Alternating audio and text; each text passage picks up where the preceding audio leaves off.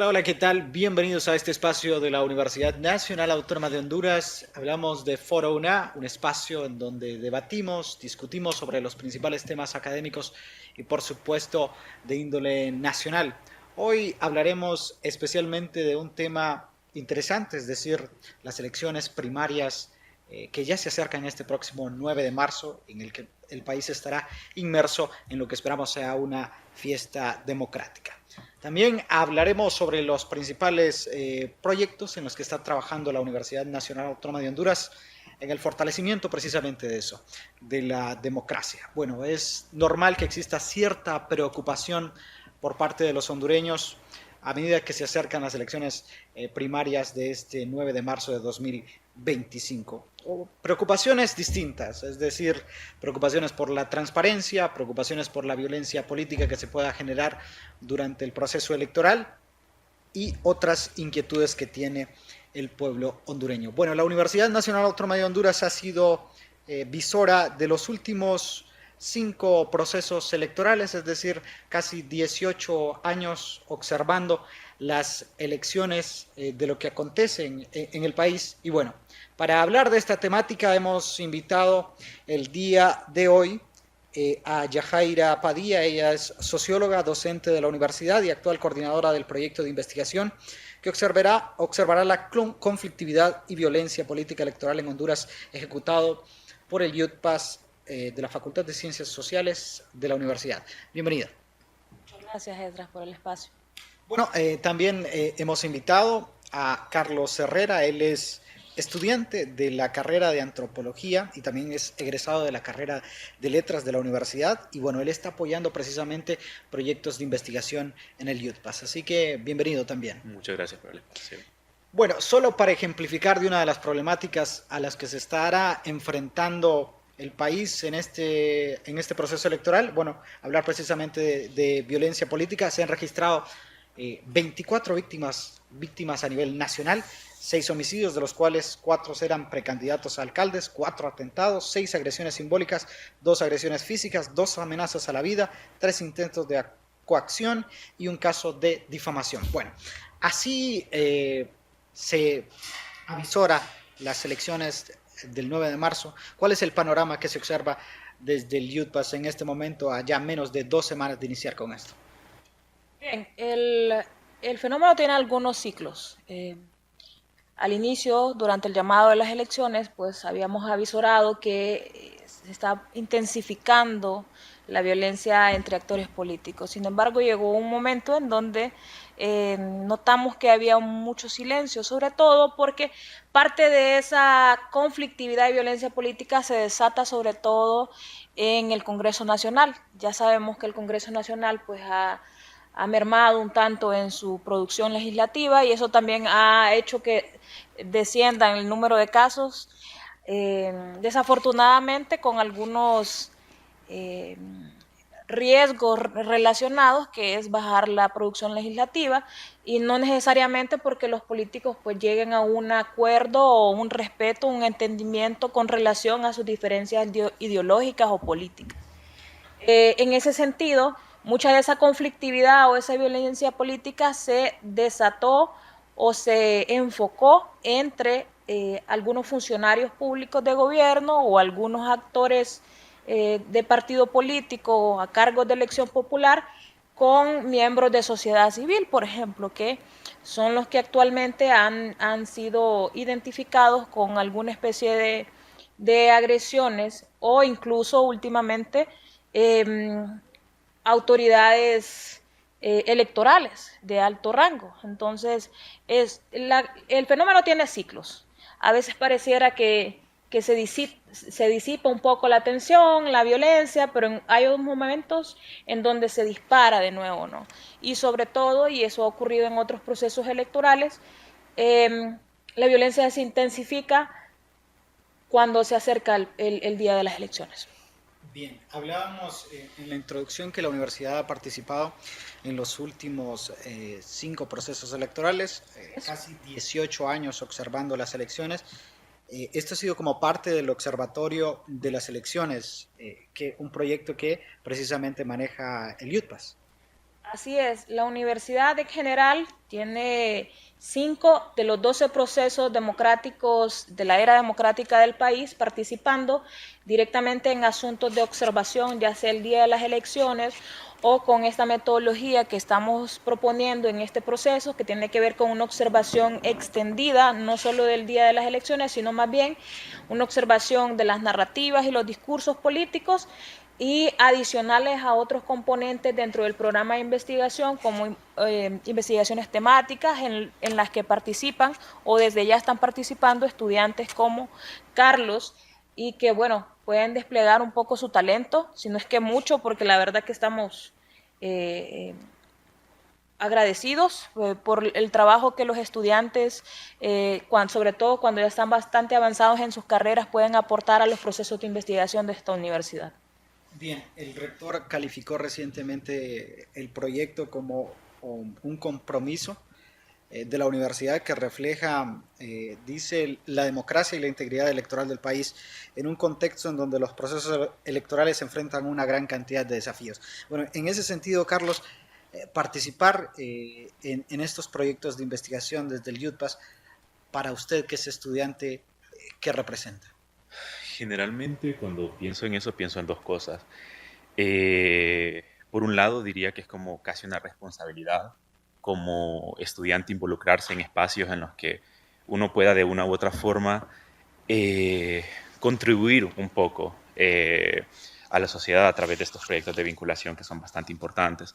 Pero por otro lado, creo que también es una buena oportunidad para aprender, sobre todo cuando uno tiene cerca personas con bastante experiencia en la materia, como la Master Yajaira.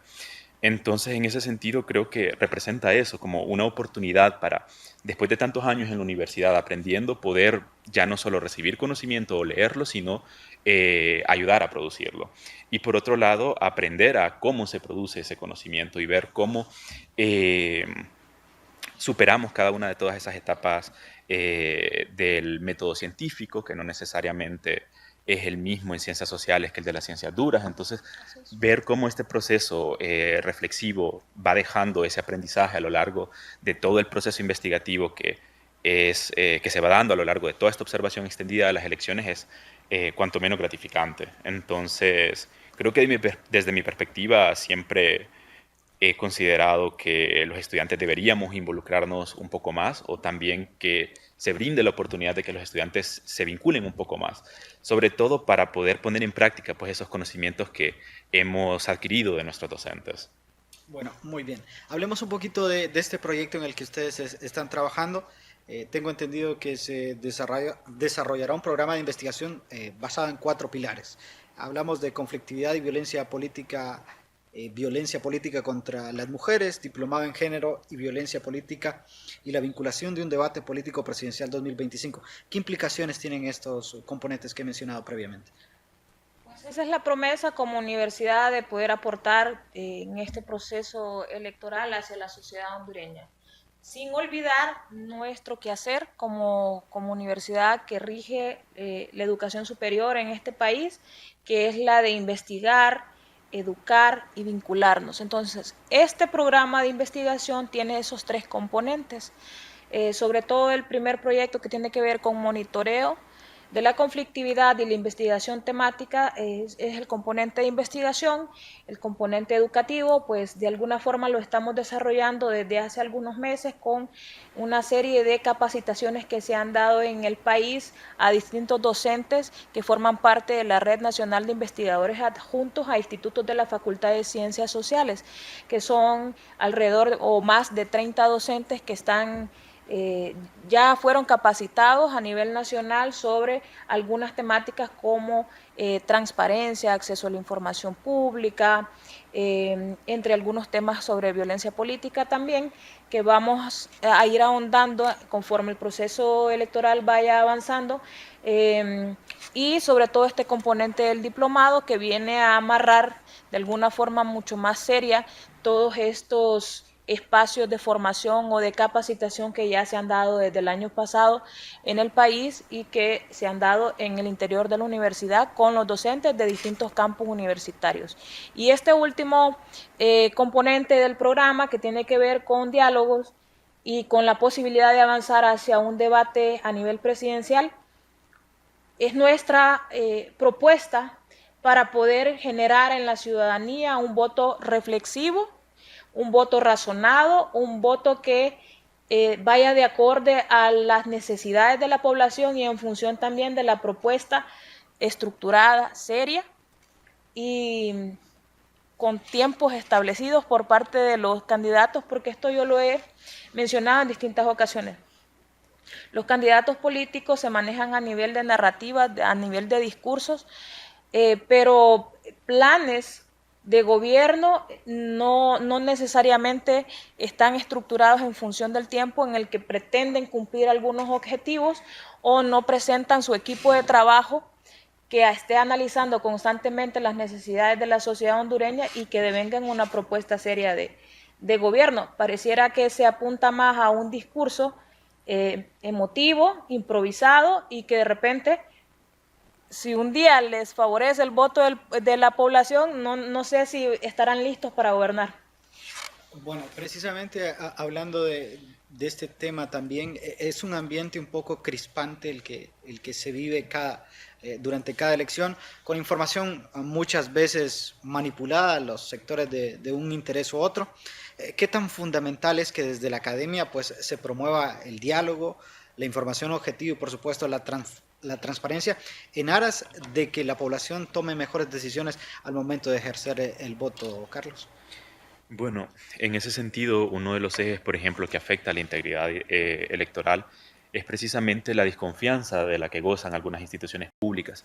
Entonces nos encontramos con que la UNA es de esas muy pocas instituciones estatales quizás que todavía generan esa confianza en la opinión popular, lo que significa que tenemos cierta o bastante responsabilidad, por así decirlo, en producir estos datos, porque al producirlos de forma objetiva, y como se ha hecho en los últimos 4 procesos electorales, quinto con este, las personas confían en esos datos. Entonces, las personas ven a la UNA como un referente para producir esos datos.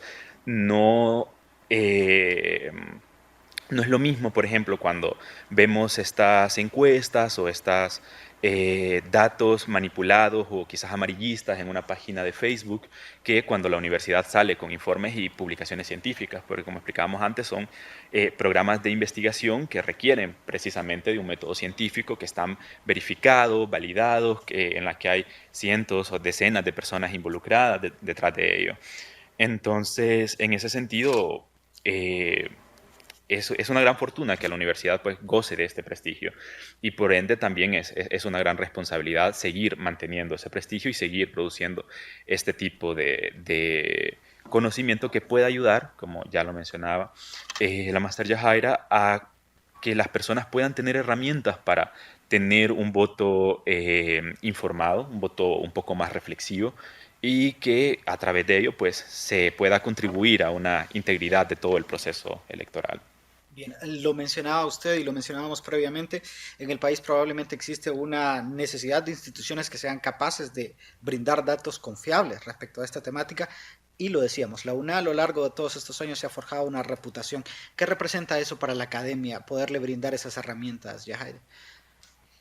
Bien, la universidad siempre está bajo ataque de alguna forma, ¿no? Es muy difícil proteger o cuidar la autonomía que se tiene. Es una responsabilidad enorme de las autoridades cada vez que son cambiadas, porque a nivel político siempre quieren que digamos lo que ellos quieren escuchar, ¿no?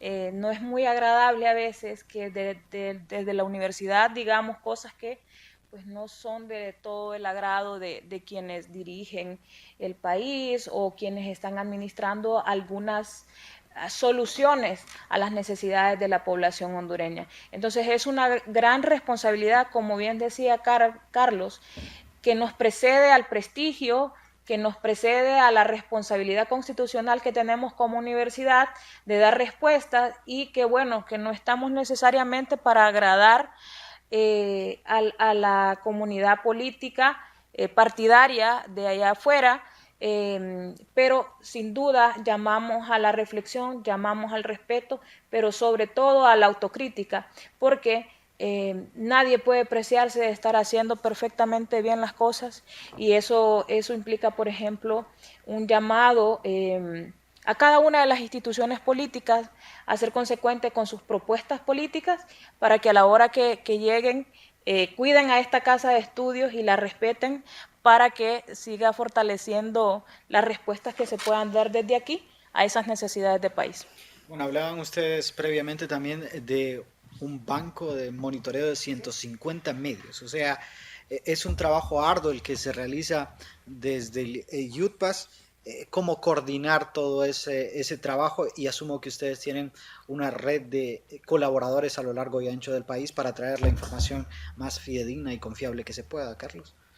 Sí, en ese sentido, como lo mencionábamos antes, se hace uso pues, de todos los campus universitarios para poder tener esta observación extendida, y en ese sentido pues hay medios de diferente alcance, regional, nacional y local. Entonces, quizás lo más difícil sea eso, como mantener la información un poco coherente al tener, digamos, tanta información, tantos medios, evaluar, por ejemplo, esa confiabilidad que pueden tener un medio frente a otro. Entonces, no solo se trata de ver la noticia, sino evaluar el contenido de la misma, ver si aplica dentro, si tiene las características o las variables que nosotros estamos observando, y en ese sentido hablábamos antes que habíamos desarrollado un manual precisamente para el monitoreo, para que todas las personas, docentes y alumnos que estén encargados de este monitoreo puedan tener esta herramienta clave, fidedigna, en la que puedan orientarse para saber qué variables observar y qué estamos entendiendo por cada variable, entender a qué nos referimos cuando decimos agresión simbólica, a qué nos referimos cuando hablamos de conflicto político, violencia política, y todas las dimensiones que puede tener tanto lo uno como lo otro. Entonces, sin duda es un gran reto, pero con el buen recurso humano que tenemos en la Autónoma alrededor de todo el país, es bastante realizable y gratificante ver cómo pues desde todos los campos universitarios contribuyen a la investigación. Bueno, usted hablaba precisamente, hablaban de una propuesta de investigación y precisamente de esas variables que decían que estaban armando de cara a que los colaboradores tengan esas herramientas necesarias para identificar las diferentes problemáticas. ¿Qué variables están ustedes considerando para evaluar todas estas situaciones? Algo que lo vuelve serio, digamos, al estudio es la posibilidad de que cuando hablamos, por ejemplo, de conflicto y de violencia política, todos podamos identificar cuándo sí lo es y cuándo no lo es. Eso hace posible que se replique el estudio, que se vuelva comparable, y eso es parte de la rigurosidad que se debe tener. Y ahí la importancia del manual metodológico, ¿no? Que es este componente que permite a cada uno de los docentes en los centros regionales poder identificar todos estos conflictos y todas estas violencias que son nuestras dos grandes variables sombrías, ¿no? El conflicto y la violencia política, pero eso sí, ambas atravesadas por un concepto llamado integridad electoral. Esto nos permite observar tanto el conflicto como la violencia política en el desarrollo pleno del proceso electoral. ¿Qué implica eso entonces? Aspectos como la introducción de tecnología dentro del proceso, aspectos como la profesionalización de quienes manejan los procesos electorales, aspectos como la observación electoral, como el traslado de los resultados, la divulgación de los resultados, la resolución de conflictos. Obviamente también aspectos como la libertad de expresión, entre otros tantos, que de alguna forma dan cuenta de la calidad del proceso electoral que tendríamos. Bueno, sabemos que cada proceso electoral es distinto, ¿no? Tiene sus diferentes aristas. ¿Qué podemos esperar de este proceso electoral que se avecina menos de 2 semanas y cómo, por ejemplo, ha afectado toda esta violencia política, por ejemplo, que hablábamos de 24 víctimas a todo el proceso? ¿Cuál es la radiografía que se puede sacar ya a días del proceso electoral?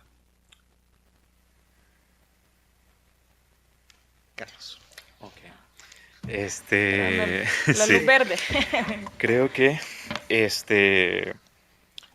si tenemos esperanza o si somos un poco positivos, podríamos esperar que los números se reduzcan, que dejemos de registrar víctimas. Sin embargo, la tendencia o la teoría dice lo contrario, que a menudo que se acerca, a medida, perdón, que se acerca la fecha o el día de las elecciones, la violencia y el conflicto suelen aumentar. Y lo alarmante de eso es que pone pues, en duda la integridad electoral, la legitimidad del proceso y que genera cierto grado de desconfianza entre la población, entre preguntarse si vale o no la pena votar, es decir, si mi voto hace o no la diferencia. Y en ese sentido es que puede llegar a afectar no solo la integridad del proceso, sino la participación en sí, que es otra dimensión del proceso electoral. Entonces, creo que podríamos decir que esperamos que las cifras se reduzcan. Sin embargo, como decimos, ya los hallazgos empíricos pues dicen otra cosa, de que a medida que más se acerca es cuando más se registran casos. Y en ese sentido, pues vemos que va decayendo, por así decirlo, eh, el nivel de participación ciudadana que se puede esperar de los comicios, sobre todo cuando nos enfrentamos a elecciones primarias. Muy bien. Otro tema que es ahora novedoso es el tema de la inclusión de las nuevas tecnologías y sobre todo de las redes sociales. Asumo que ustedes están al tanto de todo lo que acontece en las redes, o sea, ahora las agresiones se han trasladado a redes sociales, por ejemplo. ¿Cómo miden ustedes el impacto que están teniendo todas estas discusiones a veces infructuosas que se arman en el universo digital? Bien, son susceptibles de registro siempre que se apeguen a los criterios que hemos seleccionado, por ejemplo, que se dé entre actores políticos, por ejemplo, o que afecte a alguno de esos actores políticos en menoscabo de sus posibilidades a optar por un cargo de elección popular o un puesto público. Ese es uno de los criterios. No se trata de cualquier conflicto en particular, sino uno que esté incluido dentro de la integridad electoral, ¿no? Lo que se entiende por integridad electoral o estos componentes que lo conforman. Entonces, yo le mencionaba que hace algún rato que tenemos un banco de información relacionado con los medios de comunicación que operan en las distintas zonas del país y que, bueno, que es alimentado y actualizado por los docentes que trabajan en los distintos campus de la universidad y que tienen como indicación metodológica referirse a aquellos casos o aquellas noticias relacionadas con conflictividad o violencia política en los medios de comunicación que tengan algunos criterios de veracidad, confianza, ¿no? Que verifiquen las fuentes, que tengan un respaldo de repente visual o auditivo, sin menoscabo de la posibilidad de dar seguimiento a través de herramientas que son mucho más modernas y mucho más efectivas, de repente de traslado de información mucho más rápida, como por ejemplo los portales de medios de comunicación que hoy utilizan mucho más las redes sociales, ¿no? Además de sus medios tradicionales de información, pues también trasladan esa información a las redes sociales. Siempre nos guiamos por más de una fuente de información, también nos guiamos por el hecho de que, si bien es cierto, la noticia surge o el incidente se reporta, pero no necesariamente tiene todos los elementos para poder incorporarlos dentro del registro. Es a medida que pasa algún tiempo considerado que nosotros podemos completar todas las variables para poder ingresarlo, porque de repente no podemos identificar a la víctima, no tenemos más insumos para determinar si es o no un conflicto o una violencia política. Son algunos de esos criterios por los que nos guiamos. Bueno, a lo largo de 5 procesos electorales de los que hablábamos, la universidad ha recopilado información, ha recopilado datos. ¿Cuál ha sido o cuáles consideran ustedes el impacto que ha tenido, sobre todo en la toma de decisiones, en la mejora de los procesos electorales, en este caso con las autoridades gubernamentales? ¿Han visto el impacto? ¿Se genera el impacto que ustedes esperarían de todos los estudios que se realizan? le voy a robar un poquito la palabra a Carlos. Sí, creo que eso es mejor.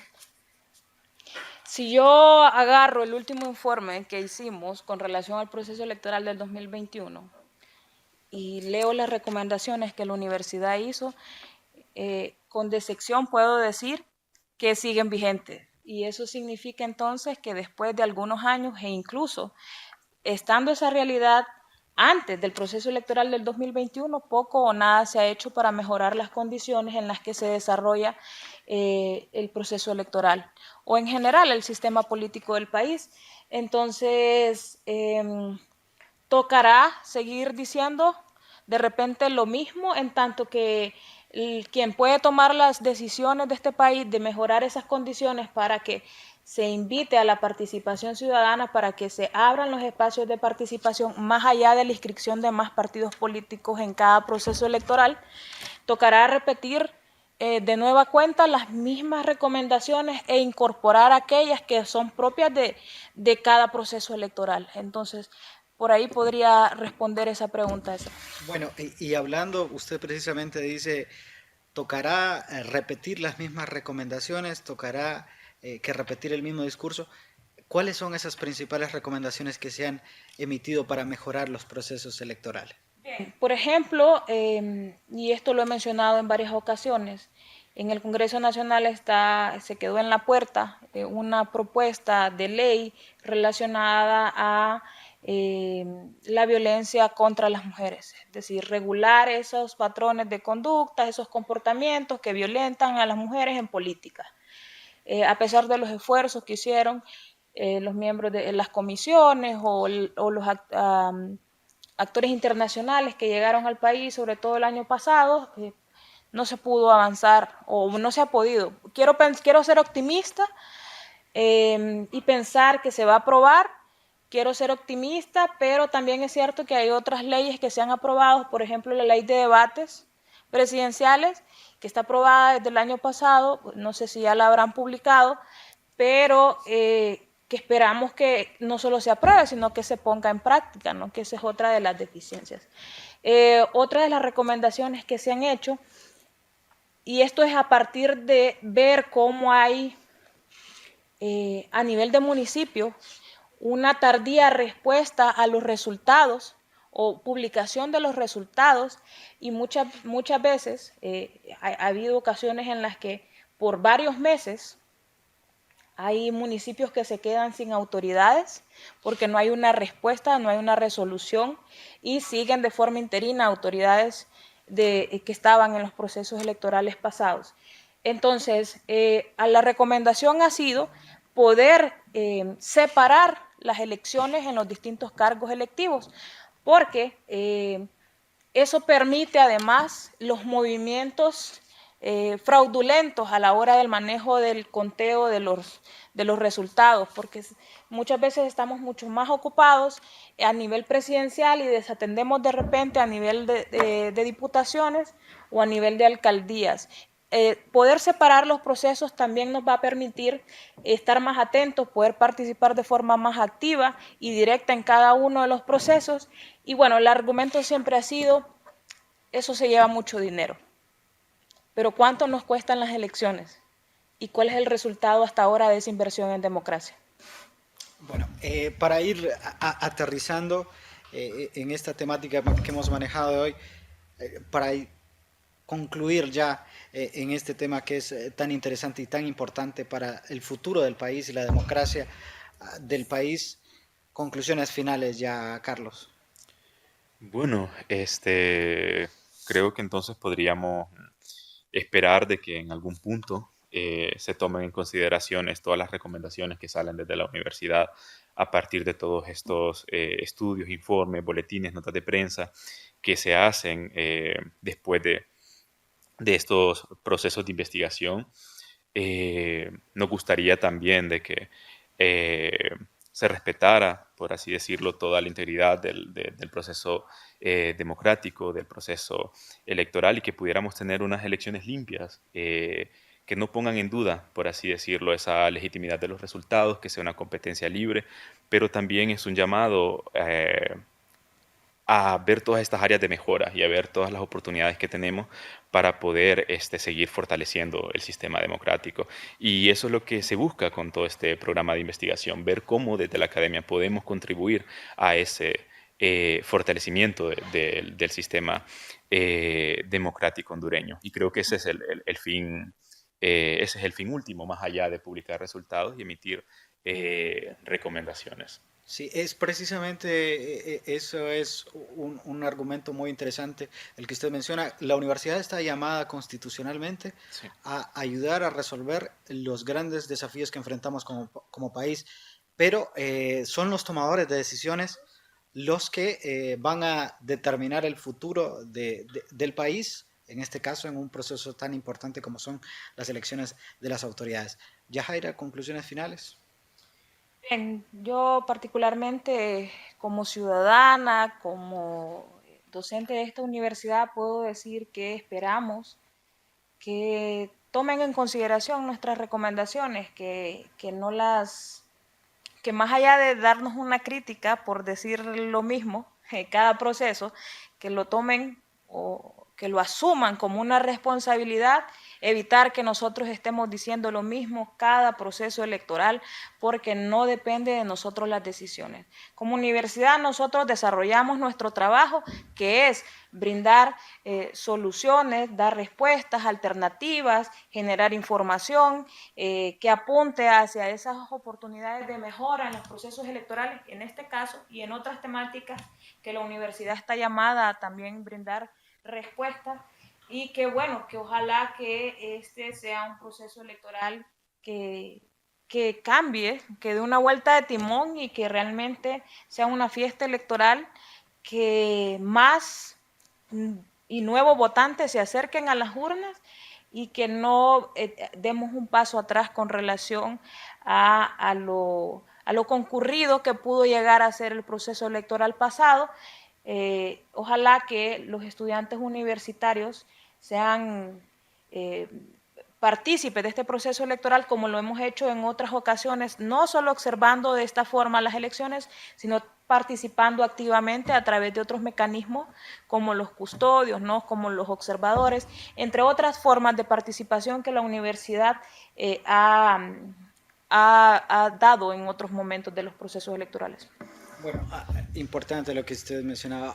Ojalá que sigan las recomendaciones, ojalá que este próximo 9 de marzo sea una fiesta democrática, ojalá que la población acuda a votar en masa y que tengan esa responsabilidad ciudadana de elegir a los que los estarán gobernando próximamente los próximos 4 años, y ojalá que por el bien del país todo se desarrolle en paz y en una fiesta democrática, y todos jalando o tirando hacia la misma dirección en la construcción de un mejor país con mayor desarrollo y mayor justicia social. Así que yo soy Esdras Díaz, esto fue Foro UNA, un espacio donde hemos abordado temas de interés nacional y por supuesto de la Universidad Nacional Autónoma de Honduras. Hasta la próxima.